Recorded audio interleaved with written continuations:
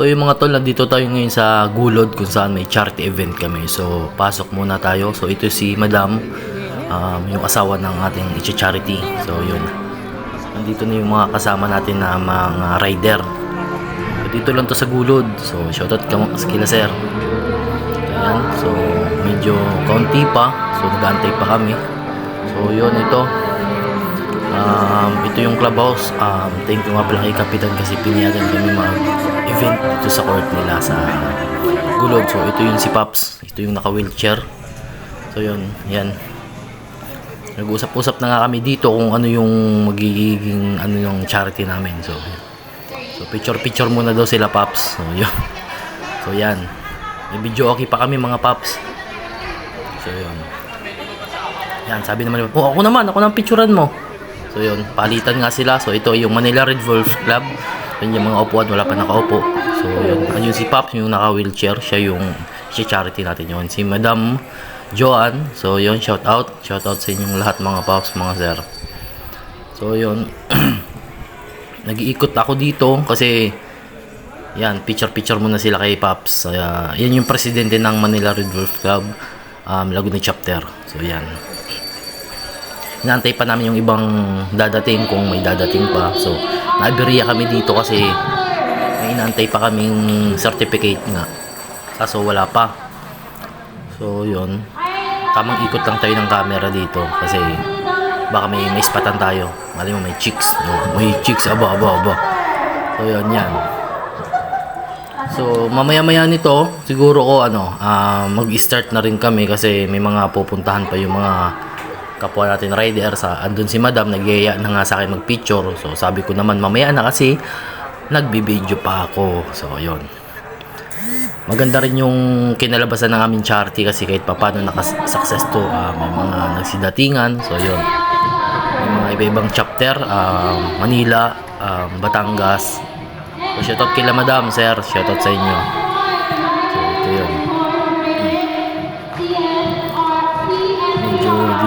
di pa kami kasi dito nag-start kasi may nantay kaming certificate kasi ang tagal talaga dumating. So, pero baka mamaya start na rin kami nito. So, yun, tinawag na yung ibang rider. So shoutout kila sir. So, kasi nga magpipicture sila kasi mag-uuwian daw sila kasi may charity event pa silang pupuntahan. So yun, inadali na namin kaysa naman anong oras na kasi nung time na to eh. Si Madam Joanne, siya yung nag-a-assist sa mga kapwa natin rider. So shoutout mga kagulong. O yun, hi, nag-hi pa si Madam. O, vlog to Madam, vlog. So yan. Yung iba dito mga taga Batangas, malalayo yung iba dito, yung ibang chapter. Pero kahit pa paano naging success yung natin, yung charity event natin kay Pops, kay Press. Press Love, siya yung ating charity ngayong araw na to. So yun, isa-isa na nga sisilapitan yung mga grupo kasi yung iba dyan magsisiuwian, malalayo pa yung lugar. So sabi namin lapit na kung sino yung magpapapicture, then para makapag-umpisa na. So yun, lapit na, malapit to, makios na si Madam Joanne. Haba ng buhok ni Madam Sandara Park lang. So yun, nag-start na kami. Yan, picture, di na nga kami nakapag ng mahaba-habang salita kasi syempre yung iba dito may mga kanya-kanyang pupuntahan, yung iba may kanya-kanyang rides. So yun, yan, malapit na rin kami dito matapos kasi ito na yung namin, parang Batangas chapter 2 eh. Yan, nandiyan si Mamika. Shoutout kay Mamika. So yan yung isa namin. Yan yung mga Manila Red Wolf, mga rin namin yung mga chapter. So yan, gagaling, ang ganda ng nila, ng uniform nila. Lucena chapter. So shoutout sa mga taga Lucena chapter, mga rider dyan. So yun, si Press naiiyak na dyan, ayaw na talaga niya magsalita kasi syempre bugso ng damdamin nga. Baga hindi siya makapaniwala na ang daming mga pupunta ng mga rider, ang daming tumulong sa kanya. So yun, Kahit ako dyan, naluluha na ako dyan. Kasi syempre, di mo rin nakalain na ganyan kadami yung a-attend. So yan, picture, mekos na mga insan. So yun.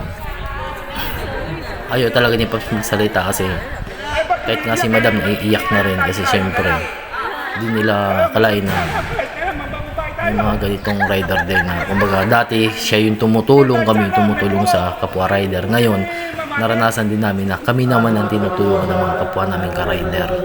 So yun, shoutout sa inyo mga Pops, thank you, maraming salamat sa suporta kay Press Lab, sa aming presidente ng Manila Red Wolf Club Laguna Chapter. Yan, nagsasalita na dito si Pops pero talagang kita nyo naiiyak na talaga dyan si Pops kahit nga kami. Nadadala na din ako dyan kasi syempre parang ang turingan namin dito hindi lang mga rider kundi magkakapatid pa, kumbaga magkakadikit na yung mga pusod namin ng mga to. So yun, yung nasa likod niya yan yung si Madam Love ay Madam Fit. Ayun. Pagaling ka Pops, dasal lang at tiwala lang sa taas. So yun, hindi na kinaya ni Pops, binigay na kay Madam. So yun, dito nga mga Pops, di namin nakuha yung ito naman yung si FO1 pala, si FO1 ng Manila Red Wolf Club, si FO1. Siya yung founder ng Manila Red Wolf Club at Chapter Manila. Shoutout sa iyo Pops. Yan. Ingat sa rides pag uwi mamaya. So yun.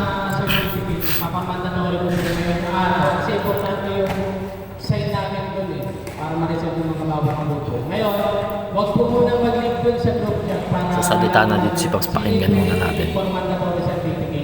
Para mabigay din po yung certificate ngayong araw na po. So, yun po, salamat sa pang-alaway ng pinagtulong sa presidente ng salamat. So yun, ikot muna tayo. Yan yung mga kasamahan natin, mga Manila Red Wolf Club. Kasi tatalumpatik na si FO1. Yun. So yun, natapos na siya. So dapat ay pinapasalita na namin dito si Press. So hindi na nga kasi naiiyak na dito si Press. So, dito si Madam, ang kanyang butihing may bahay, si Madam Fit. So shoutout sa mga ka-Pops natin.